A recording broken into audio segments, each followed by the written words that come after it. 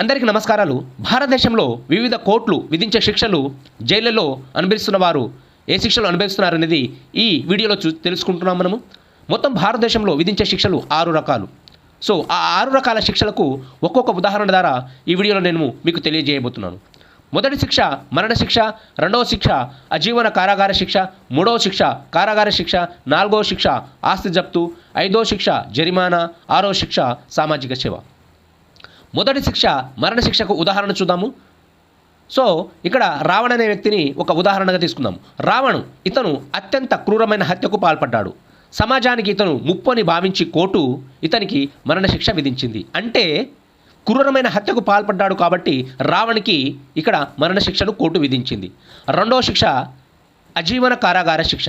ఇక్కడ ఉదాహరణగా కిరణ్ అనే వ్యక్తిని తీసుకుంటున్నాము. కిరణ్ అనే వ్యక్తి పెద్ద ఎత్తున మాదక ద్రవ్యాల స్మగ్లింగ్ చేస్తూ దొరికిపోయాడు.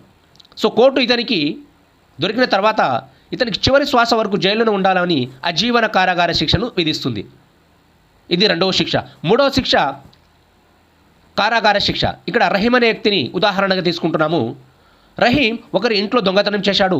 ఇతనికి 2 ఏళ్ల కఠిన కారాగార శిక్షను మన కోర్టు విధించింది. అంటే జైల్లో ఇతను ప్రతిరోజు రాళ్లు కొట్టడం లేదా తోట పని చేయడం వంటి కష్టమైన పనులను చేయాలి. ఇది కారాగార శిక్ష. నాలుగో శిక్ష ఆస్తి జప్తు. అంటే ఇక్కడ ప్రకాష్ అనే వ్యక్తిని ఉదాహరణగా తీసుకుంటున్నాము. ప్రకాష్ భారీ స్థాయిలో ప్రభుత్వ నిధులను వెనకేసి అక్రమంగా భవనాలు కట్టాడు. కోర్టు ఆ అక్రమ సంపాదనతో కొన్న అతని ఆస్తి జప్తు చేయాలని ఆదేశించి ఆస్తులను జప్తు చేసుకుంటుంది. ఇది నాలుగవ శిక్ష. ఐదో శిక్ష జరిమానా. సో ఐదో శిక్షలో సురేష్ అనే వ్యక్తిని ఒక ఉదాహరణగా తీసుకుందాం. సురేష్ ట్రాఫిక్ నిబంధనలను అతిక్రమించి అతివేగంతో నడిపి ఎదుటివారి వాహనాన్ని స్వల్పంగా దెబ్బతీశాడు. ఇతనికి కోర్టు భారీగా జరిమానా విధించి వదిలేసింది. ఇది 5వ శిక్ష. 6వ శిక్ష సామాజిక సేవ. సో ఇక్కడ నవీన్ అనే వ్యక్తిని ఉదాహరణగా తీసుకుంటున్నాము. నవీన్ మొదటిసారి ఆవేశంలో ఒకరిని పబ్లిక్ ప్లేస్లో దూషించి చిన్న గొడవ పడ్డాడు.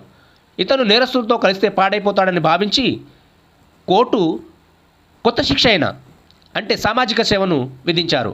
అంటే నవీన్ 1 నెల పాటు స్థానిక వృద్ధాశ్రమంలో పనిచేయాలి అనే శిక్షను కోర్టు విధిస్తున్నట్టు.